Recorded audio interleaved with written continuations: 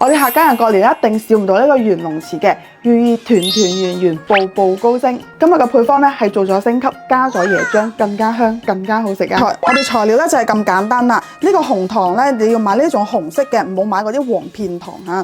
同埋咧呢個水磨糯米粉嘅話咧，推薦大家用三象牌或者係白沙都可以嘅，一包啱好1斤。我哋今日做1斤嘅份量，我哋提前將1斤嘅水磨糯米粉倒出嚟，跟住咧放埋一邊先，攞個奶鑊。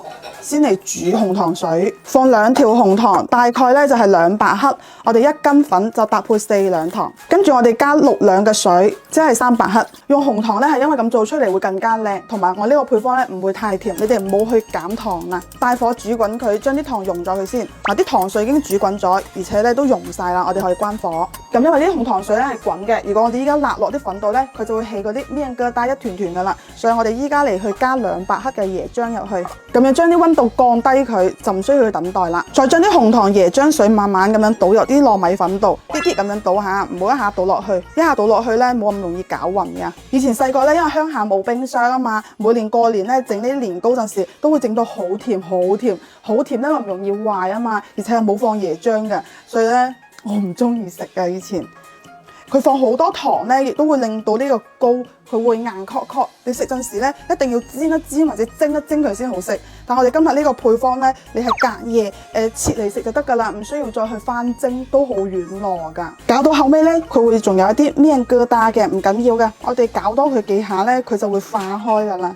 有少少耐性就得㗎啦。呢個年糕咧就係煮糖水同埋攪拌就 OK 㗎啦。嗱，呢個配方俾到大家攪出嚟咧，佢就係咁樣連住一條唔會斷嘅好絲滑嘅狀態嘅，咁就 OK 㗎啦。攪拌均勻之後咧，我哋唔好急住去蒸。嗱，你哋過嚟睇一睇，依家咧我哋用個手指去摸佢係黐手嘅，係咪？我哋依家先唔好去蒸佢，俾佢靜止一下，吸翻個蓋。我哋咁樣靜止一下，等佢啲水同埋啲粉充分咁樣混合埋一齊，同埋佢會有少少發酵嘅。靜止佢1個鐘頭之後，我哋先至嚟去蒸下。呢個咧係我媽教俾我一個小秘訣，佢話咁樣蒸出嚟啲糍咧先至會夠滑嘅。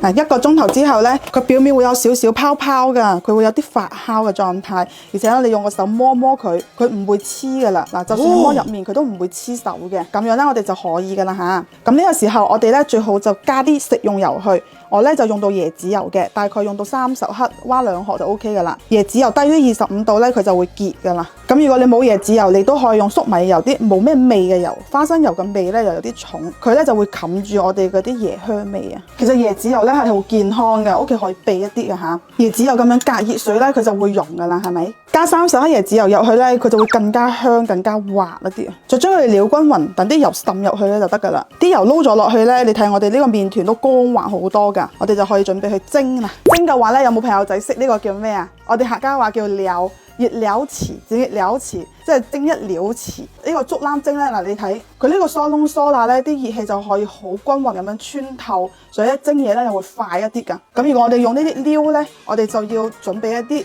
椒葉同佢一齊蒸啦。如果你冇撩又冇椒葉，你咧就可以用翻不鏽鋼盤同埋油紙或者擦一層油嚟去蒸佢嚇。你哋如果用呢一種不鏽鋼圓盤咧，擦咗油之後，你哋唔好蒸咁厚，你哋最多只可以蒸到8成滿，因為佢仲會脹卜卜咁樣脹起身嘅。凍咗佢又會收翻落嚟，因為呢不鏽鋼盤咧，佢係冇嗰啲窿窿咁樣穿透嘅，所以咧你一定唔好蒸咁厚，蒸咁厚咧好襟蒸嘅嚇。傳統嘅做法咧就係放呢啲椒葉嘅，椒葉一定要用熱水烚一烚佢。只要烚一烚佢咧，除咗係殺菌之外，仲可以令佢更加有油韌性啊，冇咁容易爆啊。我哋等一陣鋪嗰陣時咧，佢就唔會全部裂開晒啦。烚過咧佢好青綠㗎，其中一面咧佢有一啲咁嘅白膜㗎。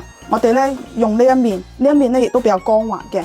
鋪上去我哋呢個撩度啊，2塊大塊嘅葉咧啱啱好就係鋪滿一個撩啦。驚佢呢啲窿窿罅罅咧漏啊，所以我剪多一塊呢個圓嘅，然之後鋪翻落個底度，咁樣就萬無一失啦。我呢個撩咧大概係24到25 cm， 啱好咧就可以做1斤嘅粉，全部放埋落去係啱啱好嘅。裝到佢7到8成滿係 OK 噶啦，因為等一陣咧佢仲會蒲高嚟㗎。如果你係裝得滿嘅話咧，你呢個葉咧都要整高啲，等佢就算蒲上嚟啦，都有塊葉支撐一下。搞掂，我哋落鑊啦。蒸籠糍咧，我哋要水滾先嚟落鑊嚇。因為要蒸1個鐘，煤氣要用得多，所以咧我蒸多1籠，即係我呢度一共做咗2斤粉。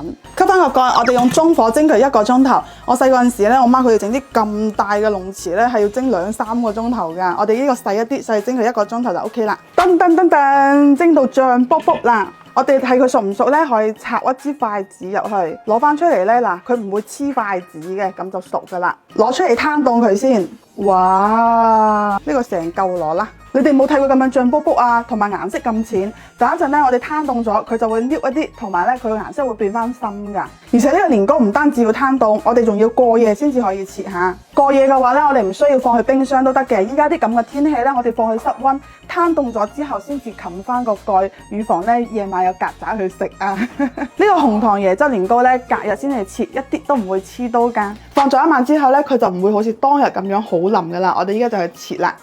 直接倒出嚟先，我哋喺後面度直接嚟撕開佢。嗱，做得靚咧，唔會黐焦肉噶，順住啲焦肉嘅紋路嚟一撕就開噶啦。我哋對半咁樣切開佢，係一啲都唔會黐刀噶。隔咗嘢咧，佢都好柔軟啊。嗱，大家睇一睇幾軟熟啊！